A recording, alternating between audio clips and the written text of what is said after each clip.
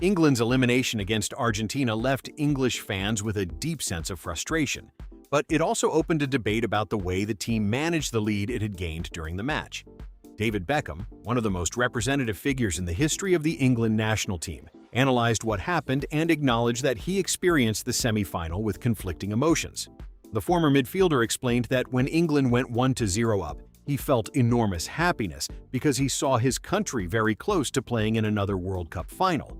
However, he also admitted that, up to that point, the scoreline did not fairly reflect what was being seen on the field. When the goal came, of course, I celebrated it. I am English, I captained this national team, and my greatest wish was for the team to win and reach the final.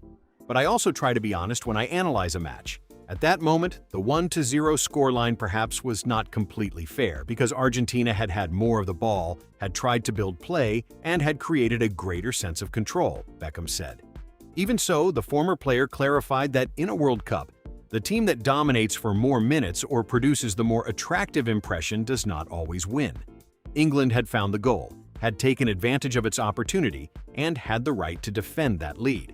This is soccer, and above all, it is a World Cup.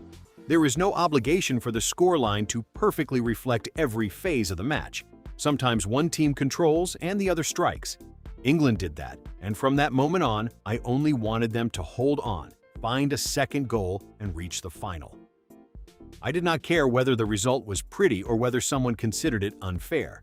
In a semi-final, what matters is advancing, he stated. Beckham also joked about the mixed feelings he experienced every time Lionel Messi received the ball. His admiration for the Argentine captain is well known and became even stronger after the Rosario-born star arrived at Inter Miami. Because of that, watching him play against England created a contradiction that was difficult to explain. Every time Leo touched the ball, I had an argument with myself, he said with a laugh. The English part of me wanted him to lose the ball immediately, misplace the pass, or choose the wrong option. But the soccer-loving part of me, the part that has admired him for so many years, wanted him not to make a mistake, to find that impossible pass, and to create a scoring opportunity. Then I remembered that he was playing against England and thought, Leo, not today, please. Beyond that personal contradiction, Beckham said that he did not have much to criticize the English players for. He believed the team had made an enormous effort, had competed, and that none of the players could be accused of lacking commitment. I do not have much to criticize the players for. They ran, they fought, and they came very close to reaching a World Cup final. It is very easy to analyze things from the outside and point the finger at someone, but on the field, decisions are made under immense pressure.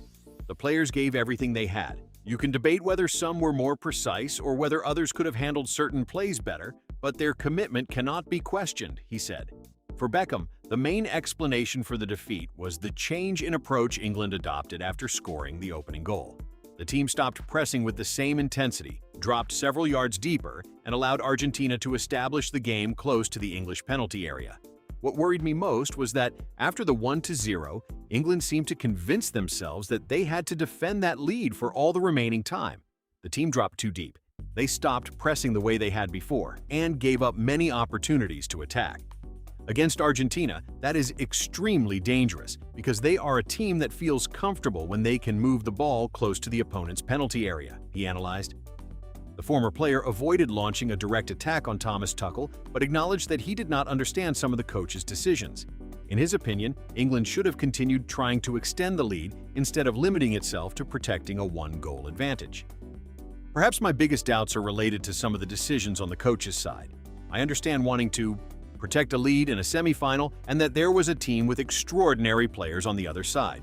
But protecting a lead does not mean dropping back until you are practically inside your own penalty area. England had shown that they could hurt them. They had found spaces and had forced Argentina to defend. I do not understand why they abandoned that approach so quickly, he said. Beckham said that England had players with enough speed and ability to take advantage of the spaces Argentina left when they moved forward.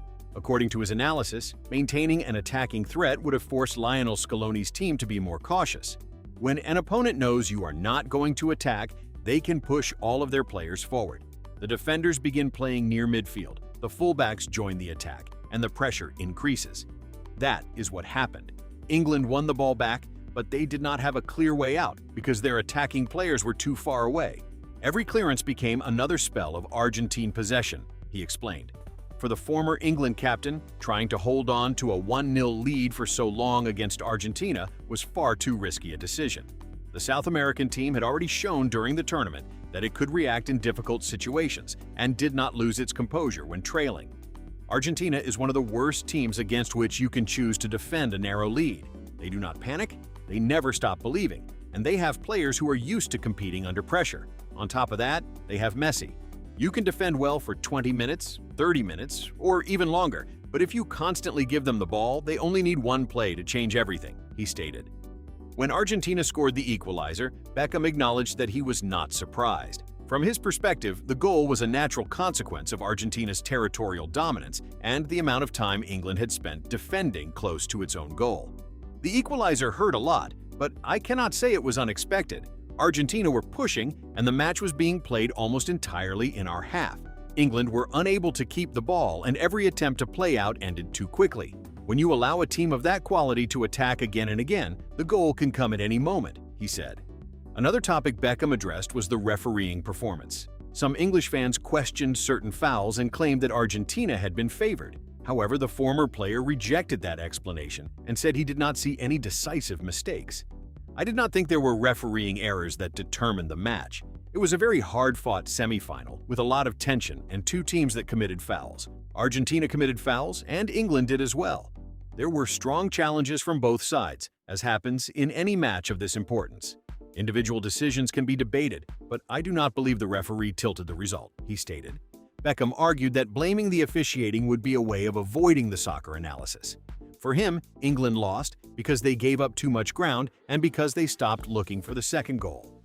I do not believe England lost because of a refereeing decision. It would be far too easy to say that. The real discussion should focus on what we did after going 1-0 up. The team had the opportunity to keep attacking, to keep Argentina worried, and to try to extend the lead. Instead, they chose to defend too close to their own penalty area, he said.